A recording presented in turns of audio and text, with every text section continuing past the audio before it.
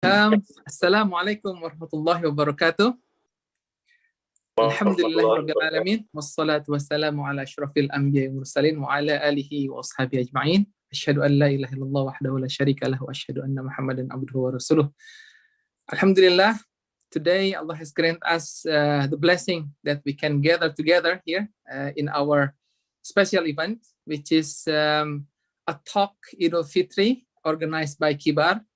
Just a brief introduction. KIBAR is one of the biggest Muslim organization in the UK, which is organizing all of the locality gathering for Islamic gathering for UK, and also organizing lots of events throughout the year. And sometimes when we don't have any restriction in terms of COVID-19, we have usually twice a year what we call KIBAR gathering, which is all of the people, Indonesian people from around UK coming to one place to gather around, and also to learn from some of the speakers. The topic for today here is lesson from Ramadan about Muslim role in society. Alhamdulillah, today with us we are very honored that our dearest brother Omar Salha will be able to share his experiences and also his advice in terms of what we can do as a Muslim to be active and to be giving a contribution in the UK. A brief CV of Brother Omar Salha. He is a PhD from Nohud scholar. So my apologies for my pronunciation. SOAS, University of London, and the founder and director of Ramadan 10 project. Brother Omar is an MA graduate in International Studies and Diplomacy, and was awarded the PhD Nohud Scholarship for the study of integration Muslim in British society. So inshallah, his study and also our topic for today will be very relevant. And his first academic chapter published by Routledge is titled Diplomacy and the Beautiful Game, Muslim Footballers as Ambassador of Faith. And he's currently writing an academic paper on Islamic public diplomacy and the authorization of Muslim in popular culture. And in addition to his academic work, Brother Omar founded Ramadan 10 Project in 2013, a social enterprise dedicated to serving the youth and wider community through open spaces of spirituality, dialogue, and empowerment. And Ramadan 10 Project also organizes the world's first community-led public iftar campaign called Open Iftar. And this project inviting people of all of faith and known to the breaking of fast to explore the Islamic faith and to share the community, the spirit through food and happiness, and also inspirational talks and engaging discussion. And to date, Open Iftar has hosted about 50,000 guests, mashallah, across 7 cities and about in 7 continents as well, mashallah. In 2016, our brother Omar Salha was listed as one of the 8 most inspiring Arabs across the world in Ramadan, including Ramadan 10 Project, and also as one of the 50 most innovative global Muslim startups. Our topic, a bit of background about our topic for today is we as an Indonesian Muslim, we are coming from Muslim majority country, and we live in the UK, which is as minority. We have been experiencing some situation which make us uncomfortable. Although this is not common, we usually accustomed with the Islamic practice in our daily life in our home country. But here in the UK, in overall, we are different in terms of implementing this. For example, in the month of Ramadan, for us as a Muslim, there will be some kind of influence in our daily life because we live in minority country, and then we have to explain to other people about our fasting, so on and so forth. And also it will affect also in our social and professional life. So what we'd like to discuss today here is, but not limited to, what is the current condition of Muslim integration to the UK society of role, and what role that Indonesian community can play, and also what lesson or value that should be learned from Ramadan about our role in the society. And the last but not the least, what can we make of this tradition of visiting each other during the Idul Fitr, because we have this tradition to visit each other after Eid prayer. And then what is that role of that tradition in terms of also as an integration to the society in the UK? I think without further ado, please, Brother Omar, you will be able to start the sharing session with us. Great, thank you very much. Bismillah ar-Rahman ar-Rahim, wa salatu wa salam ala Sayyidina Nabina Muhammad wa ala alihi ashabi ajma'in. Rabbi shrah li sadri wa yassir li amri wa hlul 'uqdatan min lisani yafqahu qawli. Assalamu alaikum wa rahmatullahi wa barakatuh, everyone. My dearest salams and my dearest regards extend to you all on this very blessed Sunday morning. I feel I'm joining a new family, which is an honor for me. I see familiar faces which I saw a couple of years ago in our in-person events, and it's always nice to reconnect as well. My salams also reach out to His Excellency, who is joining us as well this morning, the Ambassador. So I greatly appreciate your presence in this, and I'm sure we can learn from you as well, of course. So for today, there's many of those questions you mentioned, Rahmat, about the different sort of subtopics we want to discuss and questions that we want to cover. So if indeed I do miss something, please do let me know, and I can more than happy to highlight them. But effectively, I think where to begin with this topic, there's a lot to unpack, and there's a lot to sort of where to begin is almost the question, and then where to end as well. You know, we could either start from front to end or from end and go back. I suppose, obviously, now we are you know, of course, during the last day of this small Eid, and then of course we're in the month of Shawwal, and one of the most important things for us is obviously after Ramadan, a very difficult Ramadan for us all, a Ramadan which has seen us effectively under a second lockdown, a second Ramadan under lockdown. The very first we experienced last year was a very new experience. It was an experience which we were all unfamiliar with in all our lifetimes, irrespective of which generation you're in. This was the very first Ramadan we actually had to experience without being able to meet families, without going to iftar events, without being able to go to the mosque and pray Taraweeh. So it was a completely transformational experience for us. But what actually we saw as a community was, with every challenge, there was also an opportunity for creativity, an opportunity for new innovation in the way we communicate, in the way we actually pray, in the way we make dhikr, the way we remember Allah subhanahu wa ta'ala, and actually the way we have iftar. You know, we ended up doing these Zoom calls like this one today, where or FaceTiming on your phone or whatever it may be, video calls with family and friends to be able to do that. So it's very important. I would like to make this point now, and then I'll revisit it later on, is if you look at, you know, of course, the ayah where inna ma'al usri yusra, Allah subhanahu wa ta'ala, when he brings upon a test or a trial to a people, he also not only just leaves them at that juncture, but actually on the contrary, what we see is Allah subhanahu wa ta'ala will be with us through that process to come out on the other side as well. And it's very interesting that inna ma'al usri yusra, so not ease comes after hardship, but actually ease comes with hardship. which is very interesting. And they're not mutually exclusive as one may interpret from the ayah. But actually what we understand is that it is with every hardship there is ease. So whilst you are enduring hardship itself, there is also ease coming out of it. And this is very, very interesting and important to note, because this is what I'm referring to about the trials and tribulations we have faced with the pandemic and with Ramadan and the lockdown, that despite the hardship that we did face, there was also some ease that came from it, subhanAllah. Right? And that is the hidden wisdom of Allah subhanahu wa ta'ala in terms of his decree. Sometimes when we're in a situation, we find it very incredibly difficult to try to make sense, to try to actually understand the reason why these things are happening, right?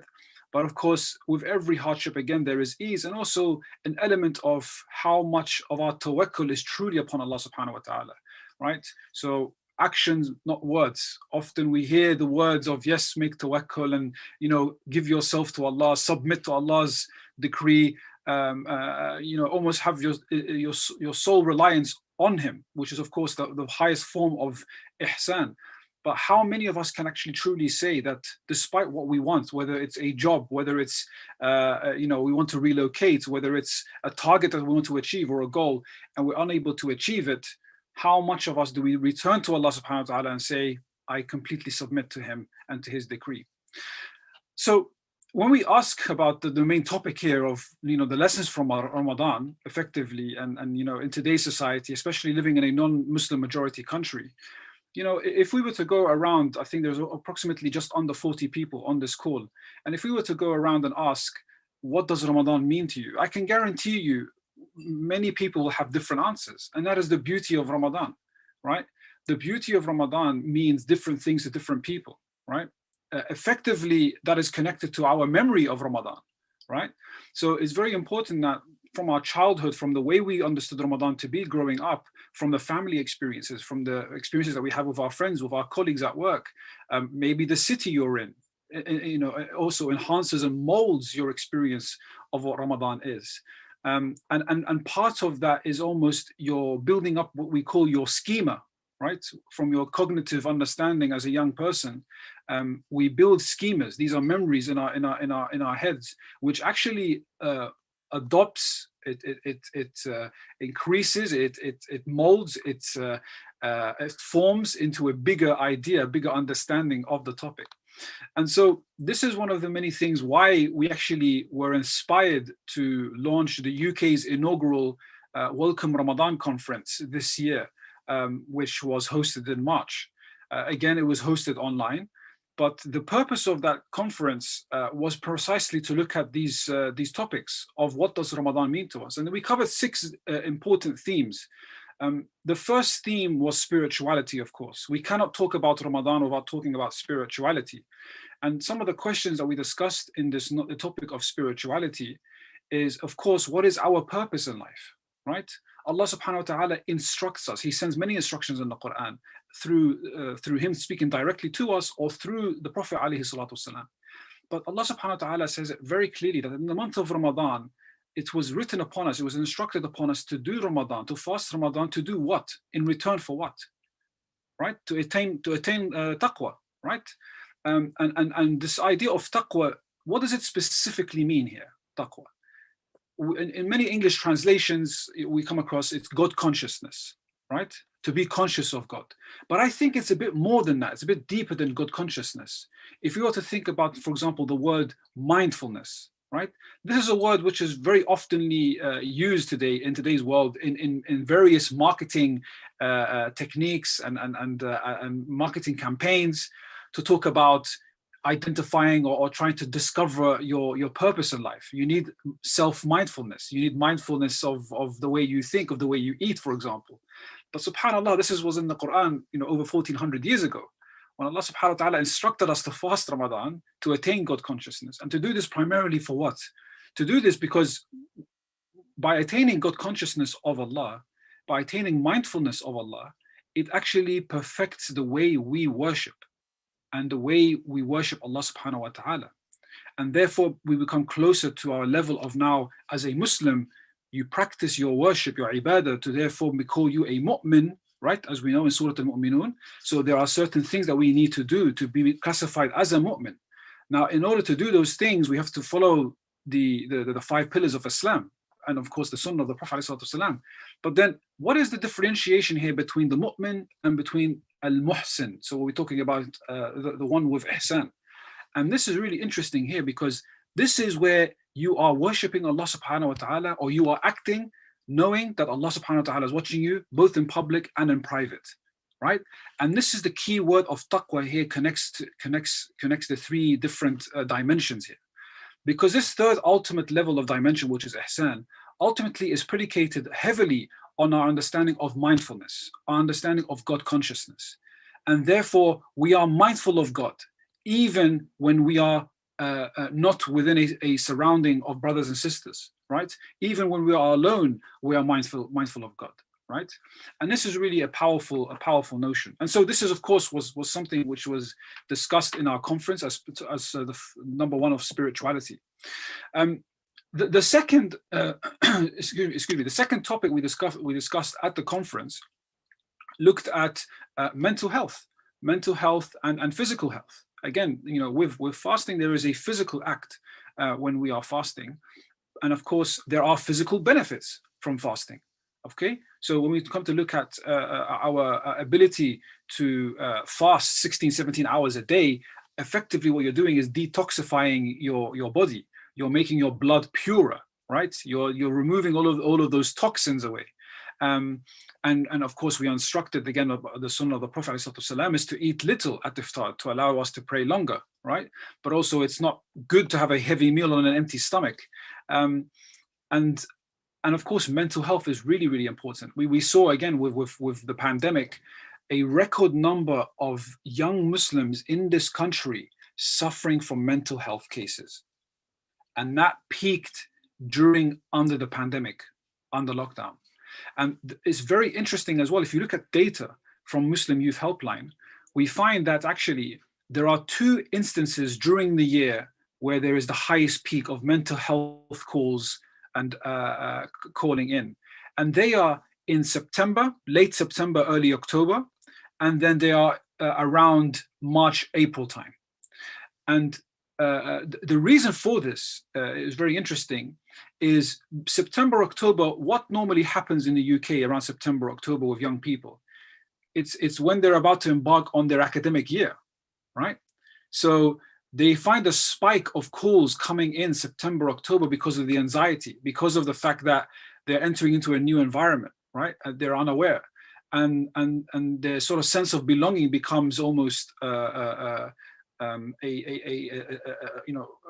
almost a trigger for one's anxiety, and therefore those are the calls are linked to that time period. And of course, the second time period is actually falling within the month of Ramadan, but actually when during the month of Ramadan, in the middle of the month of Ramadan, because that's where your old habits start to slowly creep in.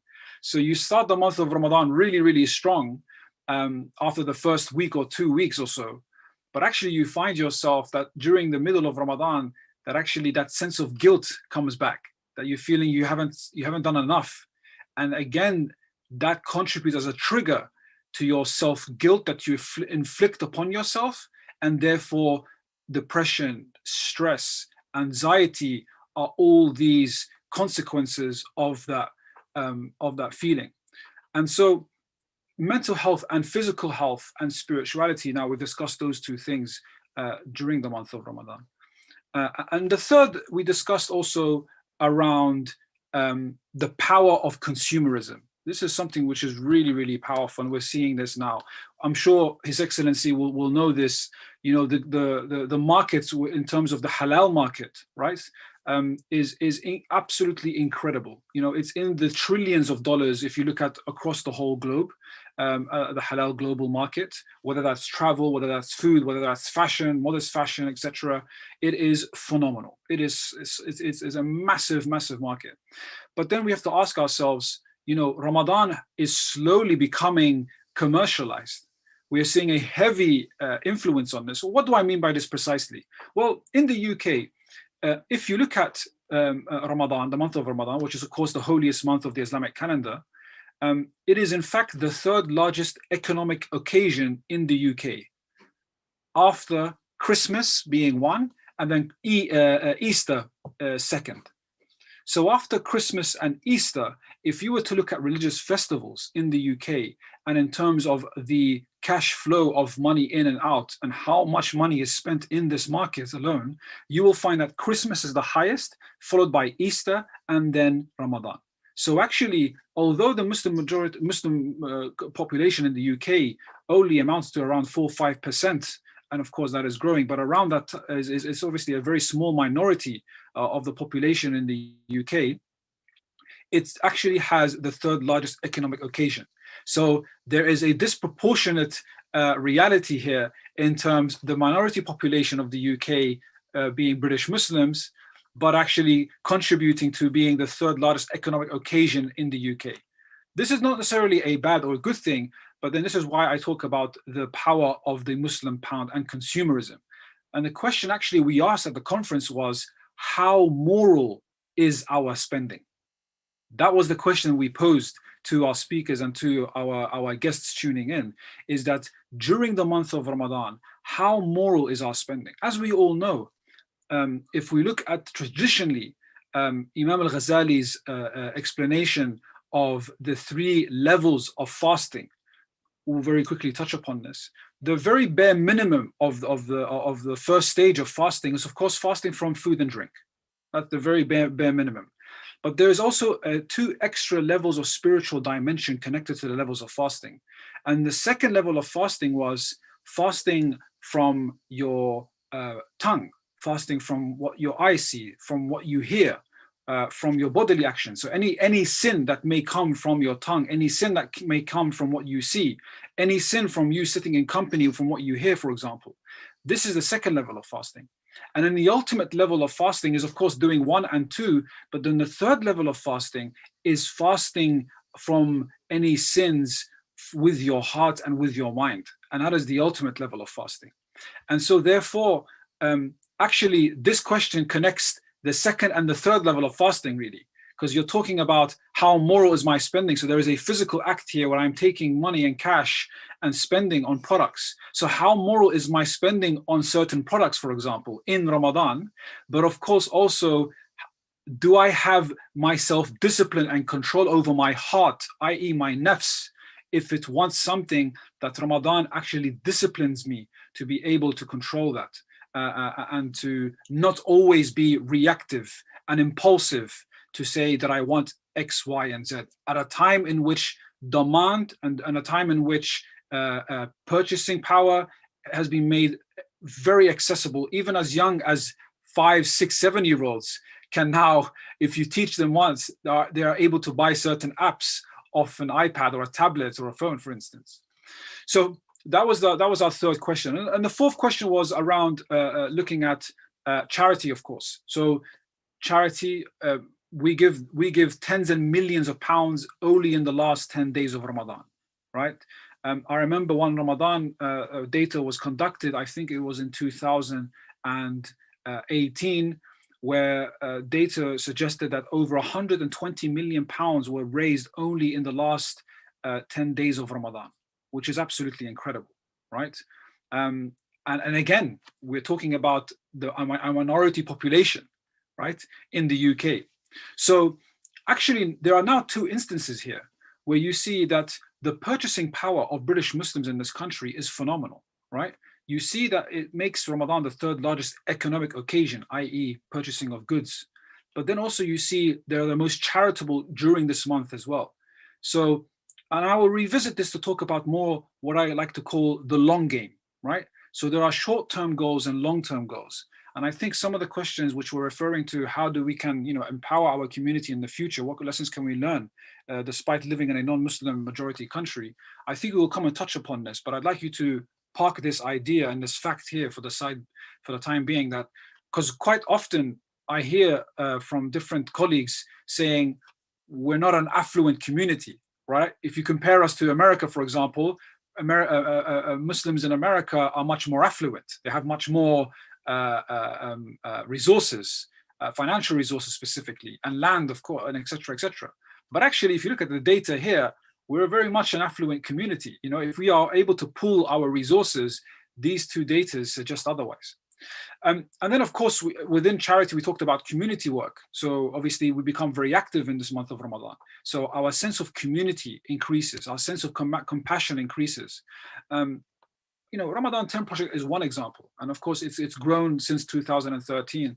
And now, alhamdulillah, new data we have collected now, of course, with our online events, we've been able to reach out to more people. So again, when I make reference to the ability that there has been a challenge, there has been a usr, which has not allowed us to connect people in person as normally we do. There's actually been a yusr, which was we have been able to connect more people. So it's about thinking creatively and innovatively. And this is really important. Quite often we become traditionalists, right? In our attempt to hold on to the sunnah so much, and our love for it and our enthusiasm for it, it's not mutually exclusive. Again, we are not saying to let go of the sunnah. Absolutely not. We have to be creative. We have to think innovatively. We have to think about, through our current time, for example, the technology that is available to us was not available at the time of the Prophet ﷺ. So how do we take benefit of this? This is really important. And so with that said, we were able to reach out to more people. Only in this Ramadan alone, over 100,000 people were reached through our digital events. We would not be able to do that under a normal Ramadan, for instance, right? Under a normal Ramadan, on average, the in-person events we host in Ramadan are around 20,000 people we're able to host and attract, and that's in London and across the UK. But actually on online events, we were able to host over 100,000 people, alhamdulillah. So to date, over 300,000 people have been reached across all of our programs, including Open Iftar, which is our flagship initiative, and of course the Welcome Ramadan conference, which I have been talking about. So that covers basically the 5 different topics, I think, if I'm not mistaken. So to quickly run through them again. So the first is spirituality. The second is consumerism. Then we have mental health and physical health. And then we have charity and community. And there's 2 left, actually. So the one that is left is, I'm trying to remember now which one it was. Yes, food and identity. Food, really important. So we had actually a session on food and identity. Now, we didn't want to spend too much time or maybe have this conversation focused on, Ramadan is around food and that's it, because Ramadan is much more than that. But we also have to accept and acknowledge that there is also a prophetic tradition in the way we eat, right? And that actually the Prophet ﷺ instructed us and actually encouraged us that the barakah of suhoor is immense, right? And unfortunately, there are some people who are like, I'll just have iftar, I'll have a late snack, I'll sleep and wake up, and then I don't need to wake up for suhoor. But actually, the barakah is in the suhoor, to wake up with your family and to have suhoor together, or sahri as we call it. And so, when we spoke about food and community building, we understand that actually food is connected a lot to community building in Islam in particular. Right? And if you look at our traditions, you look at our history, it's really, really interesting that we understand this, because it's a connector. It's what I call a connector. If anyone here has been to our Open Iftar event in the past, you will see this for yourself, right? The different foods that we have from around the world, right? Especially the very famous Indonesian themed evenings, where we have food from Indonesia, from our very beloved brothers and sisters who are volunteers with us, the Susilo family. I want to mention a nice shout out to them. So when they come and do that, I take a lot of pride in that. Although I'm not an Indonesian myself, but actually I take a lot of pride in the fact that there is a very powerful message here of the reach of the ummah, right? That actually we are not only having iftar on one type of dish, but actually celebrating and reaching out as a form of mutual exchange, as a form of cultural diplomacy, which I like to call, reaching out to different countries around the world. So food is a powerful connector. It has the ability to connect different communities together. Food has the ability and the power to connect strangers and to turn them into friends. And this is a really, really important integral part of what we're trying to do. Because ultimately, if you can imagine, for example, trying to bring 2 communities who find it incredibly difficult to come together to speak to one another in the UK, actually food is a great way of doing that, right? Food actually allows for someone, once food comes into your gut, your anger is expedited, right? And you actually find that feeling of being able to be more open to have that conversation with the other party. And this, connecting to the final theme which we covered in Ramadan at the Welcome Ramadan conference, was culture. And now this is something which often gets overlooked many, many times, but it's absolutely imperative. There is no Islam without culture. And let me say that again. There is no Islam without culture, right? There can be culture with no Islam, but there's absolutely no Islam with culture. What do I mean by this, right? If we look at the Prophet ﷺ, if we look at when the Quran was first revealed to Rasul ﷺ, yes, the Prophet was an Arab. Yes, it was within Bani Quraysh. It was within the tribe of Quraysh, and within the Arab Peninsula, within the Arab region, and many Arab tribes involved initially. And of course, the Quran, yes, was sent down in Arabic because it was specifically aimed with the message to be first revealed to the community that the Prophet ﷺ was living in. Does not mean that there is a superiority of language, does not mean there is a superiority of race. On the contrary, this was a mission. And in order to have this mission being able to be truly effective in its aim in terms of the language, in terms of reaching out to those who understand that language, of course, it will need to be in the language in which the Rasul is on a mission to do. But having said that, of course, as we know in Surah Al-Hujurat, there is the ayah when Allah subhanahu wa ta'ala says that we created you to different nations and tribes so that you may recognize one another as well. So Allah subhanahu wa ta'ala again makes it very, very clear that He has created the Turks, the Indonesian, the Malaysian, the African continent, the American continent, Europe, Spanish, Italian, all of these different cultures and languages deliberately for us to be able to recognize the other, right? And the reason why we introduced this theme or this panel on culture and Ramadan is because, again, I mentioned earlier about the memory of Ramadan for all of us, right? And the memory of Ramadan is connected to culture, right? It has to be. There's no way around it, okay? The mosques we go to are connected to the culture. The food we eat is connected to culture. The sermons we listen to is connected to culture. How many times you pray at Taraweeh is connected to your culture of area, right? Of course, it's all underpinned by Islam, absolutely. But the clothes you wear is connected to culture, right? Again, this is very important. The idea of this of wearing the shamar, as we call it in Arabic, which is the now it's almost seen as like the Saudi traditional dress, with the red cover and the white gown for men. This is not Islamic. This is traditional, right? This is culture, right? And so, unfortunately, some brothers and sisters, they mix the two. They see something like this and they wear this and they feel that this is now Islamic. This is not Islamic at all, right? Actually, if you want to see the true Islamic, if I can say, but even then it's culture. If you want to see the true way of how the Prophet ﷺ at the time actually wore their clothes, the closest thing you can compare it to is having one piece of cloth or two pieces of cloth around them, right? So one cloth from their waist, which is tied around, and then one cloth over their upper abdomen. So if you were to look at culture, for example, it's very, very different to the way we understand it to be today in current Arabia, for instance.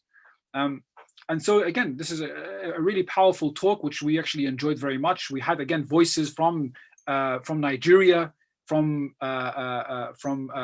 India. We had voices also from Europe as well joining in. And I think the idea for us actually was to acknowledge and appreciate the different cultures that we're all connected by. And again, this goes back to the food element, right? So that's why I take a lot of great pride in showcasing Islam as a global culture, really, of mutual exchange and also bridge building between one another. So that was our Welcome Ramadan conference, those 6 themes that I mentioned. And I think I felt it was important for me to raise those 6 themes with you all, because again, when you talk about lessons from Ramadan, these were the lessons that we wanted to achieve. And I think these are the lessons we can achieve from Ramadan. Of course, there is the deep spiritual getaway, right? Which takes us into a long journey and understanding, spiritually speaking, the benefits of Ramadan. Of course, entering into the last 10 holiest nights of Ramadan are the holiest nights of the whole year, right? And in those 10 nights of Ramadan, we see not only immense charity, but immense worship, the khatam of the Quran, for example. And the key question we ask ourselves is now, how do we maintain the spirit of Ramadan, right? And that's something which, we did not cover in the conference, but I think it's more relevant for us to ask this question during the month of Ramadan itself, is that when we start the month of Ramadan, we start, overzealously, right? We start with so much zest to go in and wanting to pray, all the 20 rak'ah plus the sunnah, and we want to finish the Quran, and we start really well. But actually, we almost put these unrealistic goals for us. That's why sometimes there's this thing called the dip. So it's almost like you feel there's a burnout in the middle of Ramadan, and you feel to yourself, well, actually now I feel this is why the sense of guilt comes back, because it's 30 days. Because you started so much and you try to exert so much pressure on yourself in the first few days of Ramadan, you feel that you're not doing enough now in the middle of Ramadan. And therefore, the last 10 days of Ramadan is almost like sort of like a graph of, if you think of a chart, starting really high, but then going low and low and low and low towards the end. Brothers and sisters, Ramadan, may Allah subhanahu wa ta'ala bless us with many, many Ramadans in the future, because truly this blessed month of Ramadan reminds us to pause, to reflect, to have that deep introspection about who we are and what is our place on this planet. What are we truly trying to do on this planet? And I don't mean by getting your degrees, whether it's becoming an engineer, a doctor, an ambassador, or a teacher, or whatever it may be. That is a means to an end, but not the end itself. Our profession is a means to an end. It is a means in which how we can give from what we know, from our degrees. How can we benefit the ummah with what I'm trying to do, trying to study?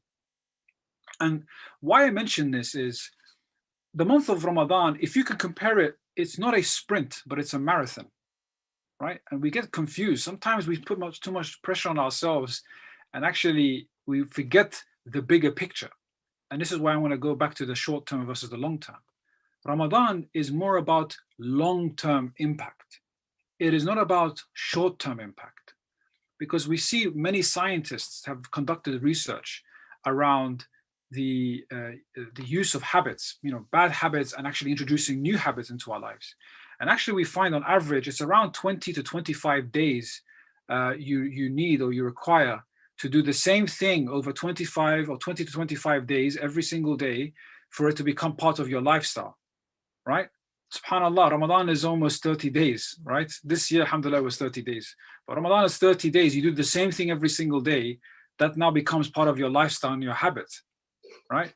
So science backs this up as well, that in Ramadan, if we were to sort of cut away from any bad habits that we have and try to focus on the good habits we introduce in our lives, that should be able to sustain and maintain us for the future. So if we look at this as a means of a marathon as opposed to a sprint, then we can fully appreciate that we can be easy on ourselves, take time, right? Do not inflict usr upon ourselves. We ask Allah subhanahu wa ta'ala for afiyah, for ease, right? When we are in hardship, then you can ask for sabr. This is important. When you are not in hardship, do not ask for sabr, because Allah will inflict you with hardship, right? So when you are in hardship, ask for sabr. But actually, when you are, not in hardship, ask for afiyah, ask for ease in your life. But then when you are inflicted with hardship, remember sabr, and remember that this is a marathon, not a sprint. And so with Ramadan that in mind, we now in the month of Shawwal. And in the month of Shawwal, we understand that the Prophet ﷺ encouraged us to fast the 6 days of Shawwal. So again, I would say, the lessons we learn from Ramadan is that it is a marathon, but also it is a marathon to what end? to attain taqwa, to always be mindful of Allah subhanahu wa ta'ala. And how do we become mindful of Allah subhanahu wa ta'ala? Well, there's a formula, and the formula works. The formula is fasting equals taqwa, right? So if you ask yourself the very simple question, after Ramadan, how do I attain the Ramadan spirit? How do I maintain the Ramadan spirit? How do I maintain my level of taqwa? It's there in the Quran. Fasting equals taqwa. So this is why, again, there is a reason behind the fasting of Ramadan for 30 days and the introduction of the 6 days of Shawwal the very same month after Ramadan. There is a reason here, right? And this is why it's so important. When we understand and talk about the seerah and understand and unpack the lessons that we have been taught, try to understand the wisdom. When we understand the wisdom, there are so many lessons we can learn from this, right? So when we understand the wisdom of the 6 days of Shawwal after the 30 days of Ramadan, is because those 6 days should be far easier to us after fasting for 30 days. It's now become a habit, right? And then after the 6 days of Shawwal, you can slowly pick up the Monday and Thursday fast, right? The Sunnah fast of Monday and Thursday. And then you can fast the 3 white days, which happen every single month in the Islamic calendar, in the middle of the Islamic lunar calendar. And so this is a way of how you can think about long-term impact in terms of sustaining your spiritual state. How do I maintain my spiritual state? Almost to remind me, like just like a notification you get on your phone to send you a reminder that you have an event or you have an appointment. Again, send yourself a reminder that you want to fast to remind you of our long-term impact and the way to maintain and sustain this Ramadan spirit during the year. I think that, in short, exemplifies the different understandings of the lessons from this Ramadan, how both in practical and both in sort of academic terms, we're able to understand the meaning from these two different dimensions, if you will. But I think now, if you are to look at, of course, the British Muslim community, the challenges we face as a community, of course, you know, hate crimes are at the highest levels in this country. Islamophobia has increased time and time again. It is one of those things where we try to benefit of our understanding and increase our understanding of how we can combat Islamophobia, right? Unfortunately, we see the rise of populism in Europe, in the UK. And how can we try to push back on this, right? What is our understanding of actually being able to come together as a community? And I think the most important thing here is, again, being able to, of course, co-create spaces of belonging. And what I mean by this is we have a mission at Ramadan 10 Project, which is to bring communities together to better understand each other, right? It's a fairly simple mission, but sometimes the most simplest of missions, you know, have the most impactful of objectives being able to be achieved. And I think what spurred us on to do this was actually to normalize, if I can say, the ability of understanding and practicing our faith in public spaces, right? And this is one we share as people of faith, by the way, not as British Muslims exclusively, but as people of faith, whether it's in the Jewish communities, whether it's in the Christian communities in this country, whether this was the Hindu, Sikh, etc., or even non-faith communities in this country, right? There is almost the appreciation and compassion and understanding that many millions in this country are inspired by their faith, right? Our many millions in this country gain a lot of their human values, if I can say, from their faith, right? You know, we just mentioned here a few themes that we discussed and we went through. The idea of compassion, or the idea of mercy, the idea of mutual understanding. You know, we've narrated some of the hadith and some of the verses of the Quran, which actually provide us this inspiration of how do we connect and how do we are able to, you know, act upon these important values. And so with that said, what we are trying to do effectively is when we host events at Britain's most loved landmarks and institutions, it is effectively to do this, to be able to normalize and understand and bridge build between different communities. So our theory of change at Ramadan 10 Project is actually based on a three-pronged approach. So the very first being is to convene and connect people. That is the very basis of what we try to do. Whether it's the Welcome Ramadan conference, whether it's the open iftar that we do every single day in Ramadan, whether it's our podcasts that we have, whether it's the Ramadan packs that we did this year, the My Open Iftar packs, where we sent out packs to people's homes because obviously there's, many are still isolating at home. Effectively, what we're trying to do is convene and connect people, both in person but also online, as I mentioned earlier. And so, whilst connecting and convening people is our first pronged approach, the second here is effectively bridge building. It's great to convene and connect, but actually the second level that is required here is to bridge build between different communities. What we mean by this, to be precise, is often we find faith leaders who are able to arrange interfaith gatherings, right, between two or more faiths, communities to come together.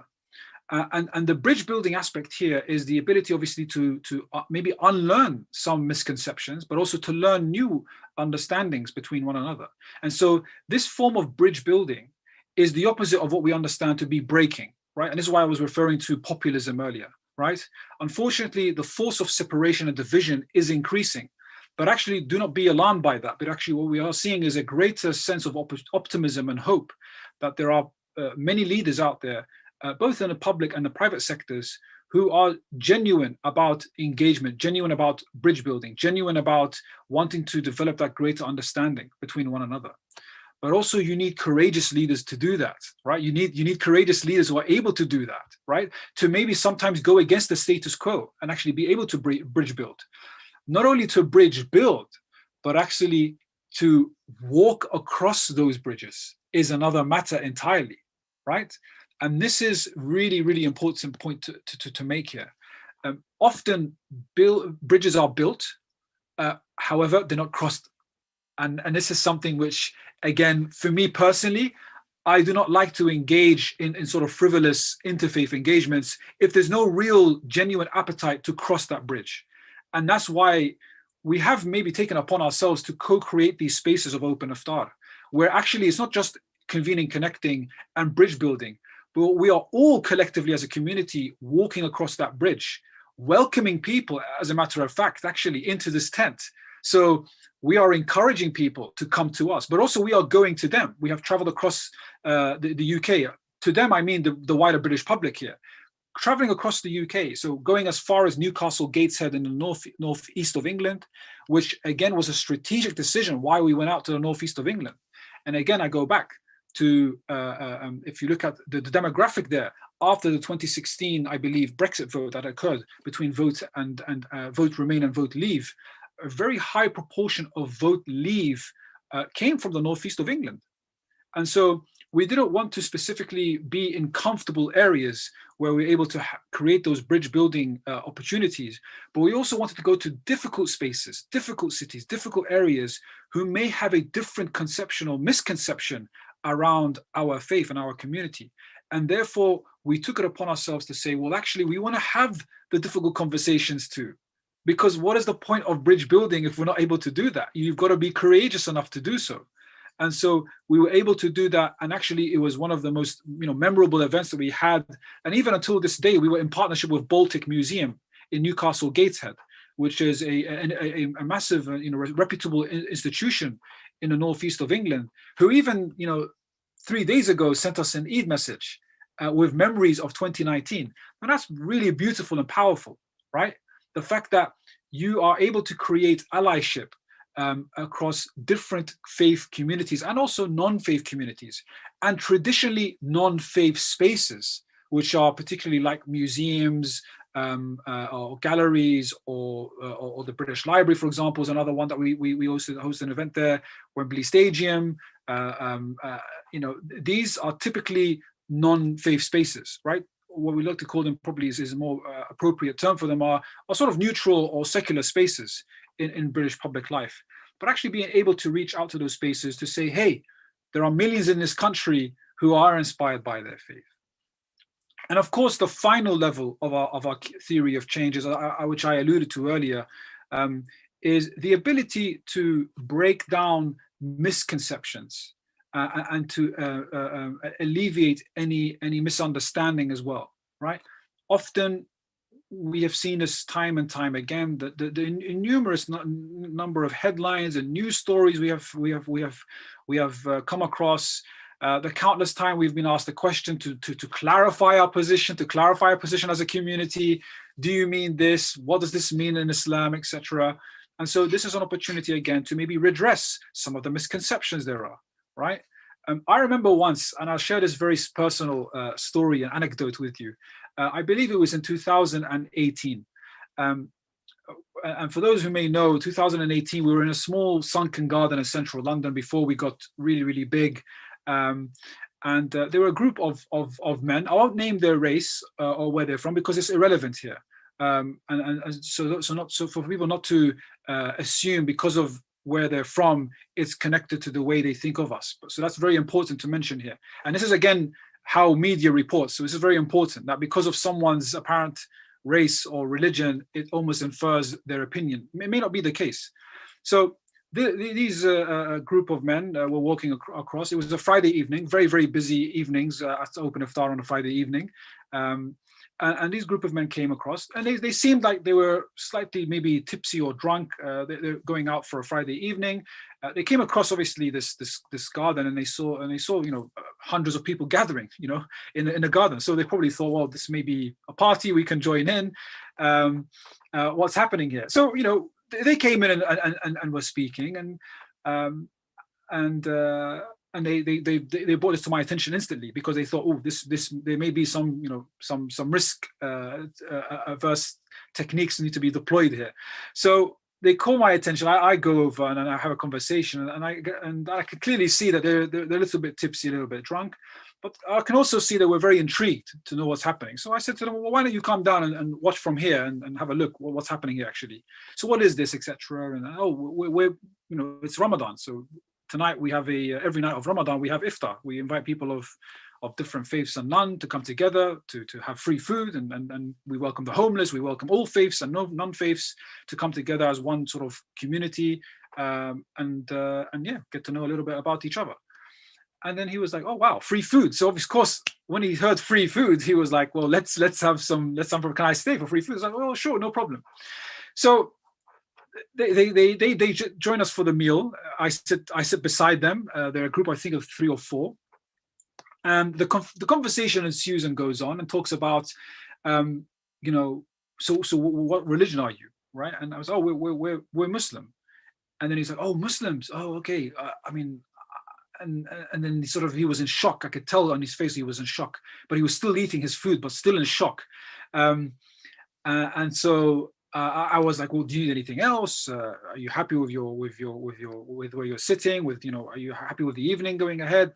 What are your thoughts so far, etc.?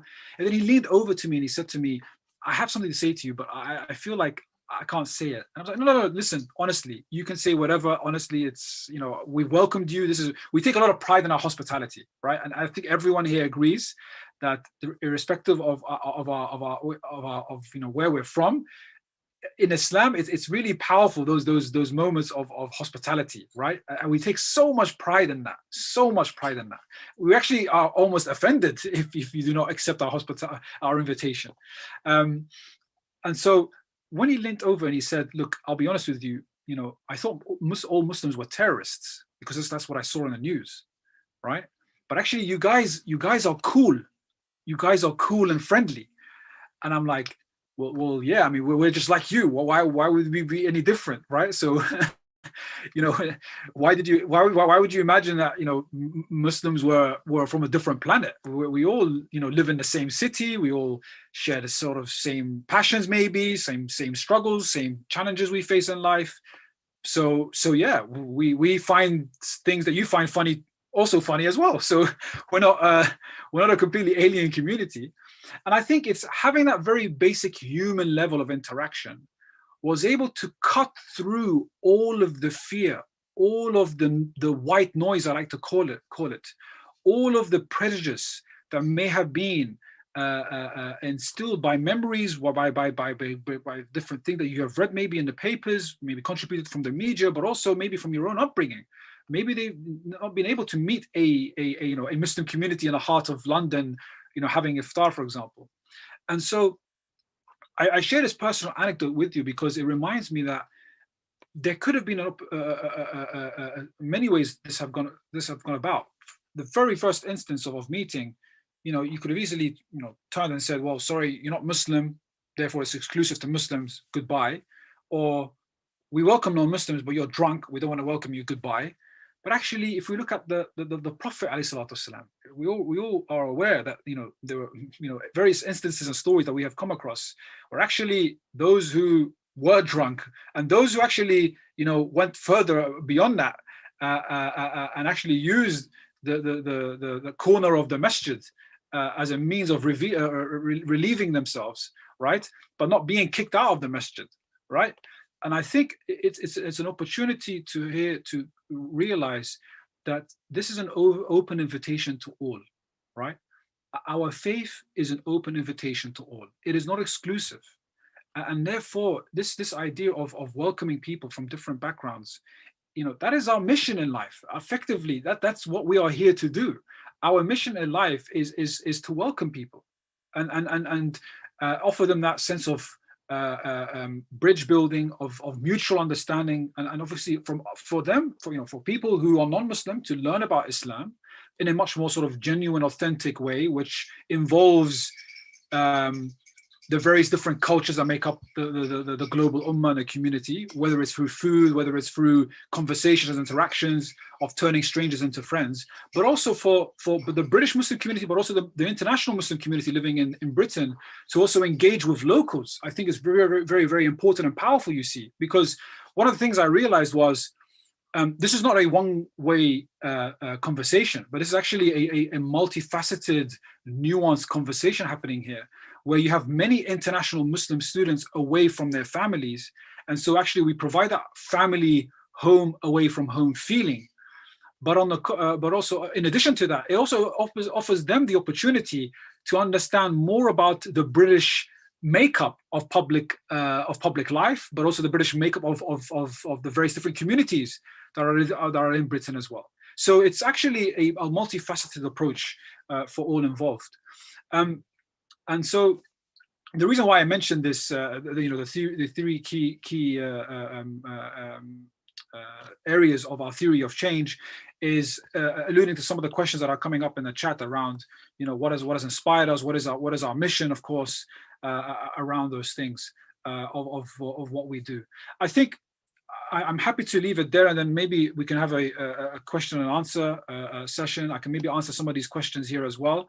But I hope I've served, I have justified, I have answered the topic. Again, it's a very vast topic, a very, very big topic. Inshallah. But also, I think just a very quick point here. I know I talked about Islamophobia and hate crimes, but also it's very, very important to note that as Muslims, whether it will be British Muslims or whether it will be Muslims from overseas, but again, these are values which are not exclusive. I feel that there is actually a stronger connection with bringing those different values of getting mutual respect, mutual understanding. I don't like the word tolerance because it almost feels like you have to put up with me, and that's not the case, right? But also respect, I think is very important. Dignity is another one. I think these different values allow us to truly test ourselves and to try to be as consistent as possible. What I mean by that is, if we see any form of racism or any form of discrimination, we need to be the first to call it out. We need to be the first to say, because of my faith, because of my values, I have to speak out and say, this is wrong, right? And to give you an example, if we see any indication or form of anti-Semitism, for example, we need to be the first as a community to call it out. It's wrong. The Prophet ﷺ would never accept it, right? And whether that be here in the UK or elsewhere. And I've seen, we've seen some instances, for example, Syrian refugees in Turkey, for example, right? Again, this is something which I have come across, where unfortunately there is that sort of sense of nationalism and ethno-nationalism, which is now we're seeing as a rise of with populism, is becoming a recurring theme. And I think we need to call it out sometimes within our own communities, but also outside other communities. Jazakallah khairan, barakallahu feekum. May Allah reward you immensely all for tuning in and being so attentive for so long. Apologies, I took too long on the Sunday morning, but I'm very happy to answer any questions there may be. Jazakallah khair, Brother Omar, for your presentation. It's very, very useful. I've made about 3.5 pages of notes here. I don't know where to start in summary, but I think the 6 points that you've mentioned clearly here is about what Ramadan means is about spirituality, and also about the mental health, that we need to understand that, you know, we are doing this Ramadan to help ourselves to protect our mental health. And then for also the third one is about how powerful Muslim community give the contribution for the economy, the power of consumerism, and also the charity work that we've done so much, which I've noted here, about 104 million only for the last 10 days of Ramadan. That's quite a lot of charity that we've done. And also the fifth point is about the food, how the food can connect us as a human being, and we share our similarities in enjoying our food. And also the culture is, you said, it's about no Islam without culture. Is very important here as well. And one message that I highlighted highly here is about the importance that Ramadan is a long-term project. It's a marathon, and it's not like after Ramadan and then we don't have any lesson from it. So after Ramadan, we should be implementing what we have learned from Ramadan throughout the year, inshallah. And before we go to the Q&A, our committee would like to share the Ramadan tent project. Is that correct? Yeah. Yeah. Oh, so wow. if you'd like to share that, it would be amazing. Yes. MashaAllah. Muslim in the Ramadan tent project. Just before the pandemic, yeah, the last event before the pandemic. Let me, yeah, I have some photos here from our fellow Indonesian Muslim. Maybe some of them are here as well in the in Zoom. Maybe you familiar with Pak Eko and Bu Nurani. Yes, of course, yes. I know there's many familiar faces on tuning in. This brings back a lot of amazing memories, and this is exactly what I mean. I mean, if you look at this picture and you look at the people surrounding our brothers and sisters here, you can tell, like, there's a massive, you know, you could almost cover all 7 continents around the globe, right? Yes. And that is the beauty of the mission here. And look at the different ages as well, you know, from young kids to different generations as well involved in this.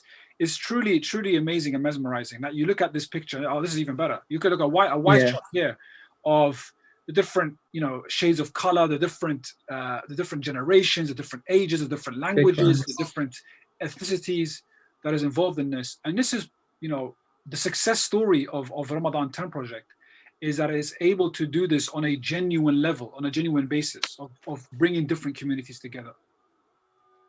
MashaAllah. Yeah. Hopefully we can, well, me can attend in my city here, maybe in Nottingham. There's an event, similar event next year, so I can attend, because I've never been in the Ramadan 10 project yet. Yeah, maybe hopefully I can join someday. Or maybe we come to Nottingham, maybe. Yeah. Do you have any Ramadan project in Scotland? I live in Aberdeen. we do. So, right. You know, in 2020, as you will know, we actually had some major plans.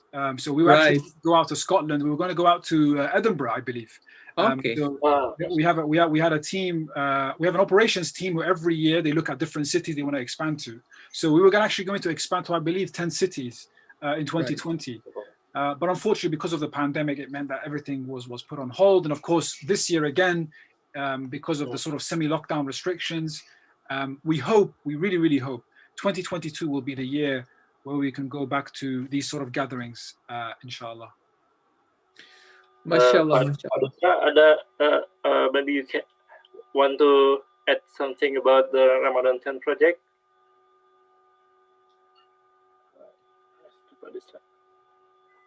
Okay, maybe later he'll join. Maybe you can continue to the Q&A, Mas Rahmat. Okay, inshallah, we have few questions here in the chat, as you know, Brother Omar. So the first question here is from Mbak Endah Permasari. He lives in Ireland. And then the question here, as your explanation that Ramadan is the third biggest in the trade flow in the UK, which is incredible, mashallah. Can you describe more about the grand design of food security and the relevance of halal food service in the UK, and how can Muslims take a role better, not only in the UK market, but also in the global market? Sure, I'll touch on this briefly because again, we had a big commercial partner in 2019, which is one of Britain's largest supermarket chains, who joined as a sponsor and a partner to support our open iftar across all the UK different cities, and that was Lidl. So it's a German supermarket, actually, if you look at the history of the company, it is the first cultural / faith event or organization they have ever partnered with. So we are truly breaking, grounds here by going from a very small student-orientated initiative back in 2013 to grow and become a fully fledged company and organization, which is now punching above its weight almost by collaborating with multi-million pound companies who, of course, have a vested interest in the halal market, in the Ramadan market, for obvious reasons. But also, it was an opportunity to send a message to say, we are a serious outfit, right? We are also economically astute as well. I think it's very important that although we have the aim is, of course, to have a high impact in terms of social impact and social value, we also are aware that how do we sustain ourselves is also an important point here.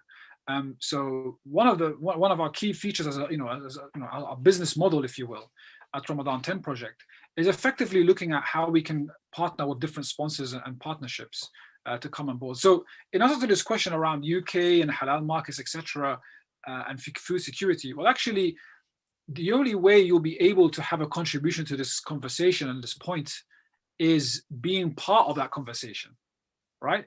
If you're not part of that conversation, you're not going to be able to actually influence or highlight how Muslims can take a better role in the UK around the halal markets and around food security. And so one of the things that we did actually in our partnership with Lidl was we said, fine, great.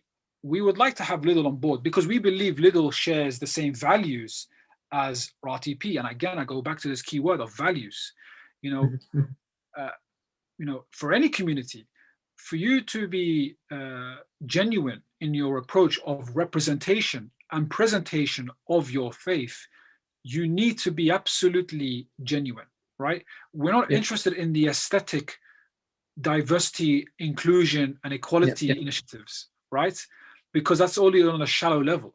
What we want is deep, what we want is deep level of engagement, a deep level of understanding and appreciation of our faith. And so we were very, very proud of because of this partnership. We actually worked with a specific media agency that works with minority communities who share the same values and passion as us. So actually, the return of investment for Lidl was not solely on how many number of vouchers can people use, but actually the return of investment here was to be part of something far bigger than that, and actually getting them to see that. So that's, I think, one of the most important things for us as a success story was you're speaking to a major conglomerate, major big player in a supermarket chain. I think it's probably in terms of brands, I think if I'm not mistaken, when we did our research, when they joined in 2019, I think it was in 2018 or 2019, Lidl was listed as the top 3 consumer brands in terms of trust. So I believe it was Netflix, and then I want to say Apple. So, and then Lidl. I think it was, I know definitely it was Netflix and Lidl in the top 3. I think the third was Apple. But those were the top three consumer brands in terms of, I suppose trust, but also when you see the brand, you understand what you're getting for value for pound, right? And so we were able to speak to a player who is so well regarded and received in the British public eye, to actually say to them, hey, look, we love this partnership. We want to have you guys on board because we believe we share the same values. And actually, we found a conversation between the two parties very, very simple and actually very fruitful, in that we actually were able to talk about, what does iftar mean? What does Ramadan mean? What does suhoor mean? Like, we understand this is a business relationship, but actually what's going to sustain this relationship is not the business itself, but actually the values in which this is built upon. And the foundation of that relationship is built on these values. And so as a result of that conversation, we had some ideas, and we put some ideas towards the team at Lidl, and they reciprocated.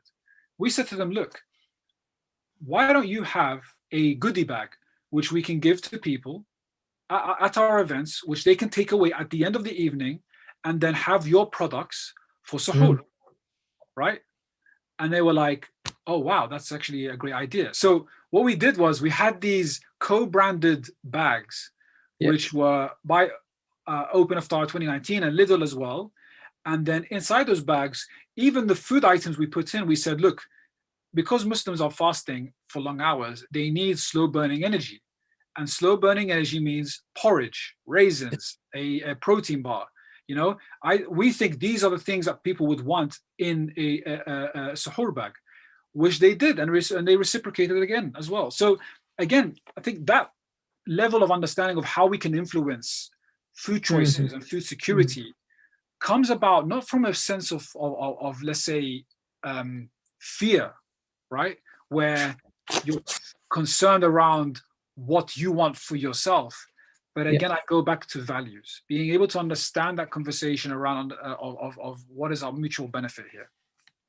Yeah, I think the point that you've made as well, this is important. The big lesson learned that we have here now is, as you've mentioned before, is about bridge building, but communicating our interests. But we have to have this sincere intention that we want to do it for the sake of Allah and no other agenda behind it. Basically, that's the key point probably that make this project successful. Is that correct, Brother Omar?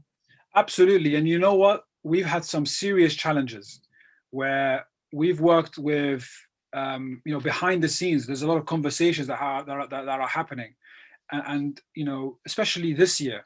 MashaAllah. But again, we have a duty, right, as Ramadan 10 project, to represent the community, right? And for instance, if you were to say, I mean, if a venue or a partner came to us and said to us, we love the event you guys are doing, we want to do a partnership evening with you guys, where we want to host you for an Open Iftar event, but the only thing we want to change is not to have the call to prayer, for example, right?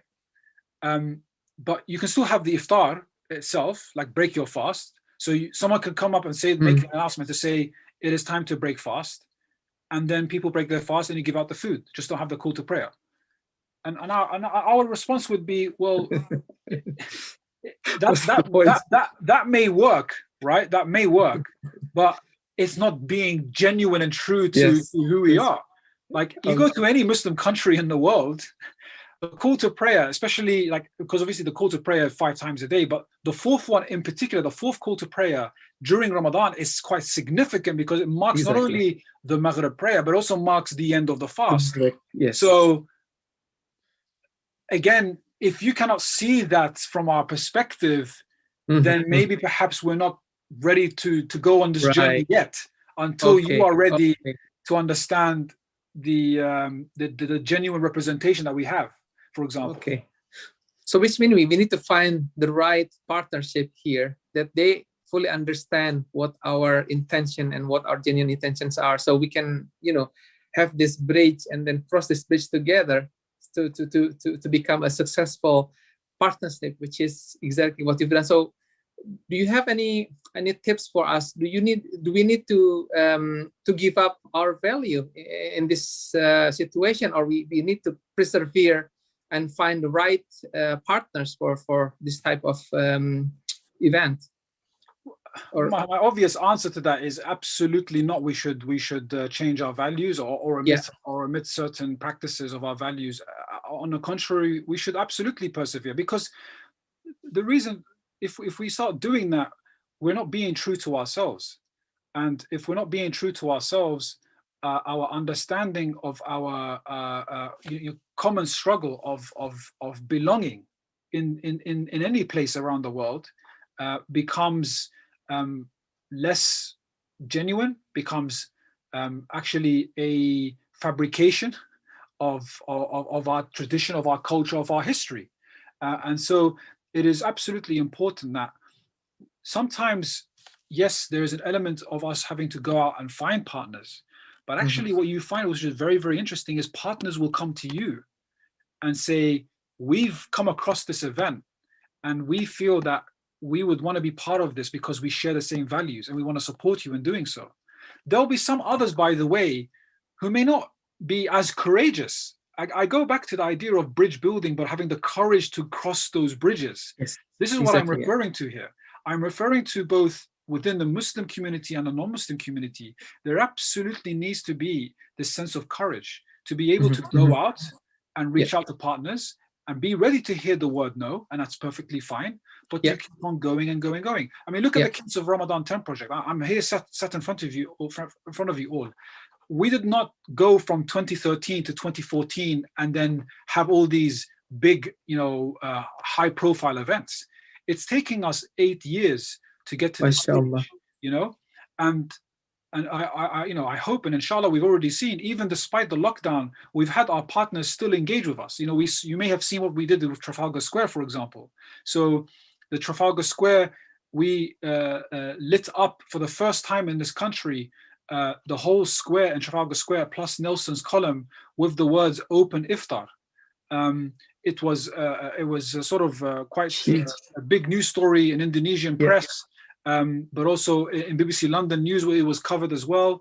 So again, this idea that despite the challenges, despite the circumstances that we're in, think creatively. Do not think about, do not sort of take the easy route and say, I can't do this. On the contrary, if anything we've seen with the pandemic, there has been some phenomenal projects and initiatives that have happened, which actually should provide us as an inspiration to say, well, actually, you know what? There's a problem. There's a challenge. I want to fix this. And how do I go about doing that? So, in answer to your question, Rahmat, absolutely. Very quickly, I want to talk about this word belonging, and I want to link it back to the Arabic word of belonging is intima. But the root word of intima is namo, which is nun, mim, and waw. Why am I mentioning this to you? Is belonging sometimes connects us to a place, a city, a country, a moment, a memory. That is our belonging. A language even, or maybe the smell of food sometimes, the taste of certain foods. The moment we have that sort of memory, it reminds us of our belonging. But our belonging is not fixed to one place. Our belonging is not fixed by one city. Our belonging is not constrained to one particular memory. Because if we look at the root word of belonging, and actually in English, belonging, if you were to separate the word belonging, it's to be, but also you are longing for something. You are longing to be, right? Yes. And so it almost feels like a cycle in terms of belonging. Hence why we ask ourselves this question, where do I belong? Where do I fit in? That is very dangerous question to ask, because it's not about you fitting in. And now I go back to the Arabic root word of namuwa. And the root word of Arabic of belonging, intima, which is belonging, and a form of community cohesion and integration, the root word of that is actually to grow. So perhaps the question we are asking ourselves, or maybe the question that we haven't asked ourselves, or the way we are asking the question has been incorrect all this time, in that our conception of belonging is not about being fixed in one particular arena in the world, but actually maybe our understanding and conception of belonging is more about how do we grow as individuals and as a community. And Yes. by that process of growth, we're actually saying that we are developing our understanding. We are developing our notion that we do not belong to anything except inna lillah wa inna ilayhi raji'un. To Allah we belong, right? To Allah we belong, and to Him we shall return. We do not belong to, as difficult as it may be, we do not belong to our Indonesian culture or heritage or language. We do not belong to, my Turkish or Arab background. We don't belong to a particular one city in Britain, for example. Wherever you travel around the world, as the Rasulullah says, be like the wayfarer, be like the one who travels around the world, like not taking rest at some destination, but then continuing the journey, right? Yeah. And similarly here, this idea of growth, of belonging, are both connected in that way. Jazakallah khair. I would like to give Your Excellency, Pak Dubes. Silakan Pak Dubes, ada tambahan ataupun komen yang ingin di-share ke kita semua, Pak? Terima kasih Mas Rahmat. Not in terms of question, but I'm just curious, Brother Omar, on the event that you kicked the ball against Mourinho. What was the occasion, and in that message, was there any shi'ar or any value of Islam that you try to share with the British audience? Thank you, Your Excellency. Yeah, I think that's that was a very powerful memory and moment. It's probably one of my most poignant memories in life so far. It was, of course, during the Grenfell Tower fire. So it was a massive tragedy that we faced in the UK. One of the largest loss of human life since the Second World War, and of course, that's now overtaken by, of course, the awful events of the pandemic. But that was a charity football match that was organized by the local football club, which is Queen's Park Rangers Football Club in West London. And the purpose of the event was to gather celebrities to come together to play a football match to raise money for the families and for the bereaved individuals who lost their loved ones in Grenfell Tower fire. This was held approximately, I believe it was 6 months after the fire. So this was in September 2017 was the match. I was asked, because of I was involved with this whole emergency response in Grenfell. I live quite close to the West London area here where the tower is. And I was asked by the organizers to say, would you come and be part of this match? I thought they were joking at first. But when they said they weren't joking, I said, absolutely, please put my name down. And even if I play 2 minutes, I'll be very happy to step on the pitch and be part of that, just to be surrounded by all these amazing celebrities and players.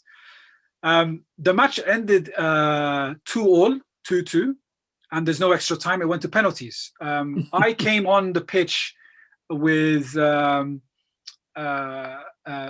other individuals from the Grenfell Tower. So there were 4 of us in total. And we played for the last 10 minutes of the match. And then it went straight to penalties. And I remember we have Les Ferdinand and Alan Shearer are both coaching each respective team. And of course, there's Sir Mo Farah playing as well. There is Paul Merson, if there's any Arsenal fans here. He's an Arsenal fans. Okay, so perfect. So Paul Merson is an Arsenal legend. He was playing as well. And Sir Mo Farah is also a big Arsenal fan. And so Les Ferdinand came up to me and said, I was playing on the Les Ferdinand's team, and he said to me, would you like to take a penalty? I said to him, absolutely, I'd love to take a penalty. But at the time, it actually occurred to me, looking back, I was thinking to myself, how on earth was I not nervous to say, no, I don't want to take a penalty? Like, I think I must have been in the moment where I was so, so much adrenaline in me. I thought, I want to take a penalty. So I decided to take a penalty. I think I took my penalty was the third penalty, and Mourinho is in goal. And I thought, this is incredible, because Mourinho is like the nemesis sometimes. He can be good cop and bad cop. But on the day, he was an absolute gentleman. I should make note. He was very, very kind, spoke to everyone, very nice guy. But of course, as we all know, for those who are big football fans, he's got a big personality. And so if you watch the clip again, when I was a young player, I was always told, if you're taking a penalty, when you put the ball down, never put the ball down and look at the keeper straight away, right? There's a tactic. So what I did is, actually, if you watch the video clip again, you'll notice when I put the ball down, I actually instantly turned and I gave Mourinho my back so he could not see my eyes, because it's one of those things where if the goalkeeper sees your eyes as soon as you put the ball down, he has a feeling, an idea of where you're going to be shooting the ball. So I did that. And just before that, one of the players told me, when you take this penalty, take your time and look around the stadium, because the chances are this is not going to happen again. And it's true. I don't think this will be happening again anytime soon. But the memory of looking around 18,000 people and taking all that emotion in was phenomenal. And I took the penalty, I scored the penalty, and then I turned, and you may see me pointing to the stand in my goal celebration, and I was pointing to my father because he was in the stand watching. He's the one who inspired me into football, and he's probably more passionate than me when it comes to football. But he reminded me that in life, again, inna ma'al usri yusra. Whatever happens in life, there's always going to be ease. And my personal journey in that moment was being able to share stories about Islam, being able to share stories about Grenfell and the families that we lost, but also the power of being able to bring people together. And it's almost like football and food are really great connectors, Your Excellency. You will know this through soft power and cultural diplomacy efforts, that sport is a great use and tool of soft power, of engaging of different communities. We see this at the Olympics and at the World Cup, for example.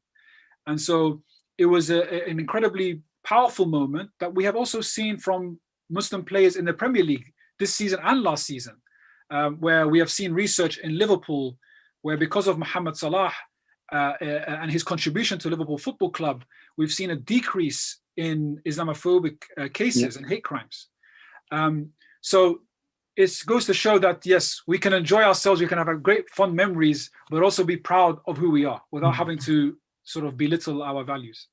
Just wondering, Brother Omar, if I may, Master Ahmad, have you ever thought of doing something in fighting, like the famous name of Paul Pogba, Sadio Mane, because they are those great players, and what I read, they are still performing Ramadan. I think this is great.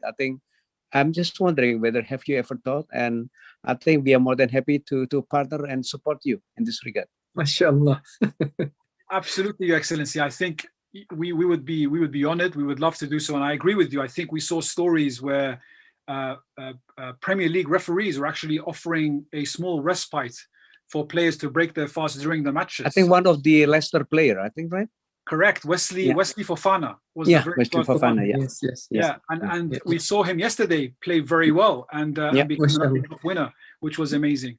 Absolutely, I agree with you. I think, now this season was the first season we saw Ramadan coincide with the football season, and I think for many more seasons now, for the next 10 to 15 years even, we will find the football season and Ramadan coinciding during the same time, which is a great opportunity, as you say, to further talk about the beauty of Ramadan, the power of fasting whilst playing football.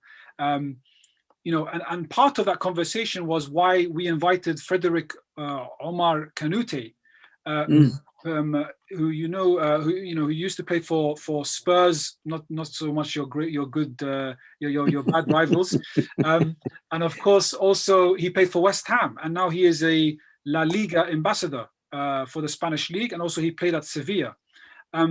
He is a great supporter of our work. He spoke at the one of our evenings this Ramadan, where we did the call to prayer azan at Wembley Stadium. And so the FA, the Premier League, the football governing body are now becoming more accommodating to the different Muslim practices. And this is really an amazing success story, Your Excellency, about how we are able to integrate football players and their faith in and off the football field. And so absolutely, you know, what we will do is we will try our very best to connect and reach out to Sadio Mane's team and Paul Pogba. If you have also contacts in those areas, we would love to be honored to do something in partnership. And actually, you know what, maybe next year we can do something at Wembley Stadium as well. Inshallah. MashaAllah. MashaAllah. Alhamdulillah. Before we continue, I think my role as a moderator fails considerably because in terms of timing, we should be closing out our session at 11:30. We have exceeded this time at the moment, but at the same time, I feel that our conversation here is Mas Rahmat, if I may, I think Kirana is raising hand. I think Kirana would like to say something. I know. Yes. So if you don't mind, if we can continue a few bit more questions, would that be okay, Brother Omar? Yeah, sure. Although I realize that this is, you know, this is already past our time frame here. Couple more questions, then we can close out the session. Yes. No problem.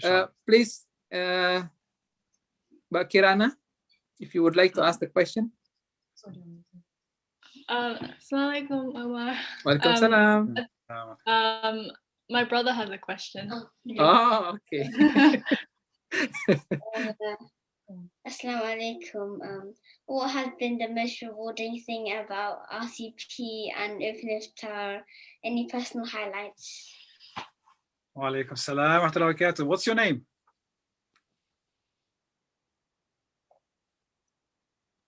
Hello, what's your name? Can you tell me your name? Don't be shy. Saladin. Saladin, yes. Salahuddin, mashallah, Salahuddin. Thank you so much for your question, Salahuddin. So in answer to your question, my fondest memory, I would say, is probably at Trafalgar Square in 2019.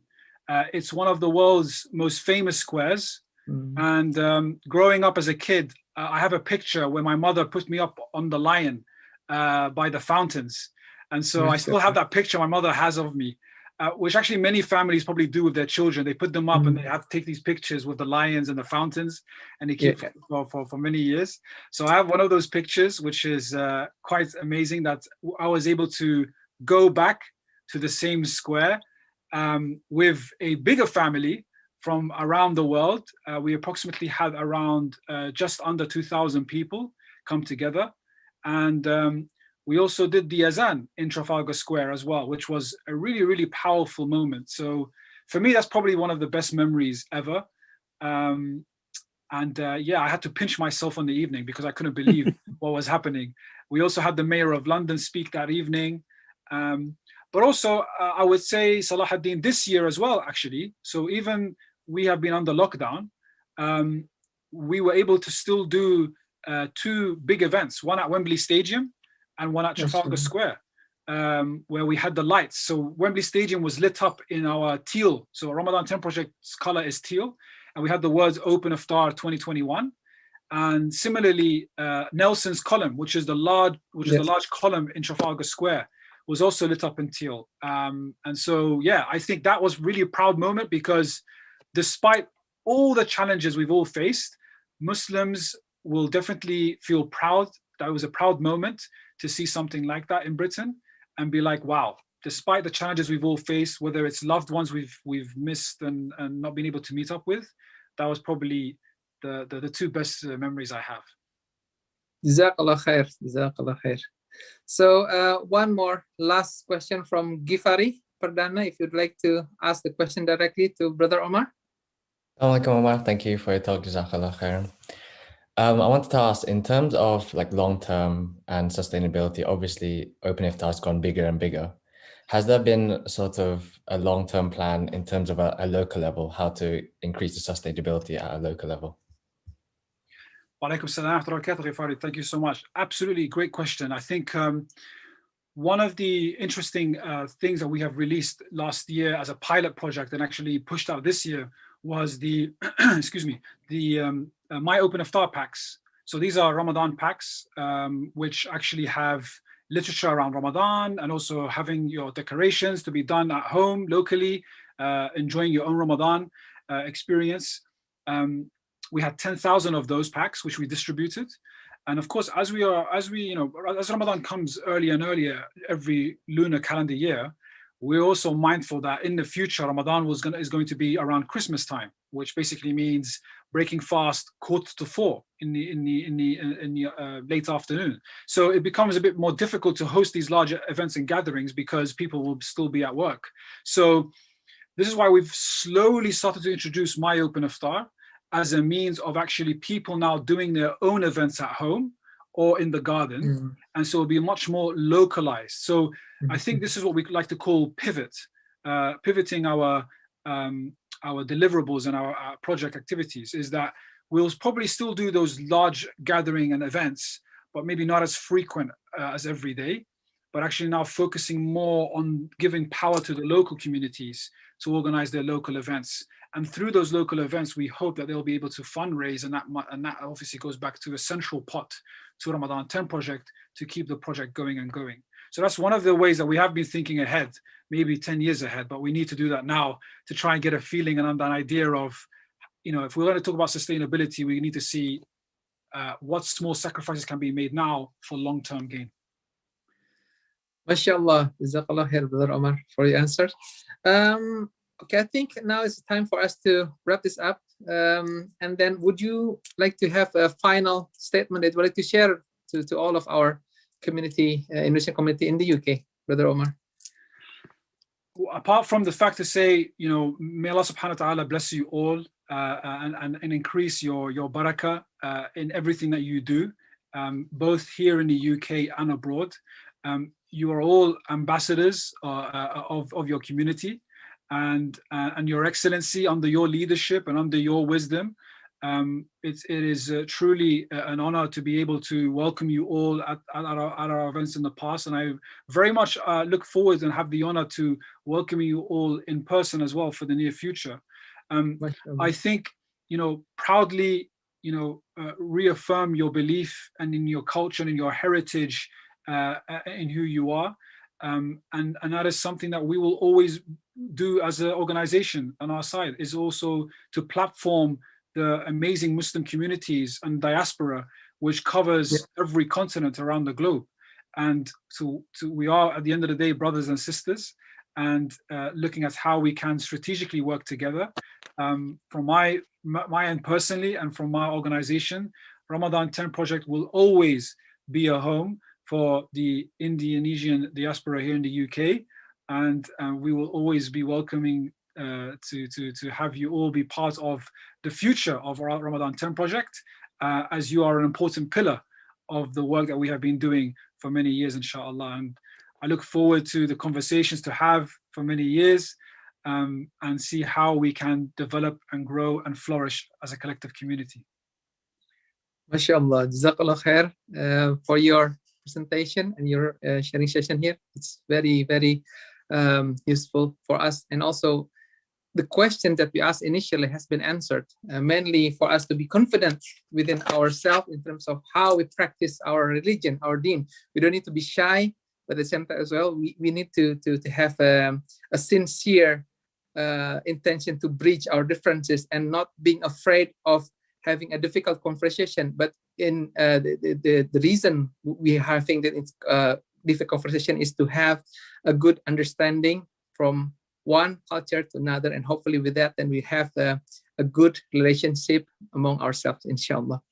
Jazakumullah khair. There are some questions that hasn't been answered yet at the moment, so I would like to send these questions to yourself directly, probably for you to answer. And on behalf of the committee of this talk, I would like to have a great appreciation to Brother Omar for your time and also your knowledge, and hopefully the success of the project ongoing in the future and collaboration with our community as well. And also great appreciations as well to our excellencies, Pak Desra Percaya, for his presence and supporting our activities. And Pak Desra is our main supporter for our KIBAR activities throughout the year, mashallah. So we are really proud that we have this huge support from him, and also the Indonesian embassy. Jazakumullah khair, everyone. Thanks very much for your attendance, and we as committee would like to ask your forgiveness if we have shortcomings in terms of arranging this talk. And inshallah, in the future, we'll have further communication and further similar talk with Brother Omar, inshallah, with different topics, obviously. Jazakumullah khair. Assalamualaikum warahmatullahi wabarakatuh. Waalaikumsalam. Thank you, Brother Umar. So, thank you, Pak Desra. Thank you, Mas Rahmat. Assalamualaikum. Waalaikumsalam.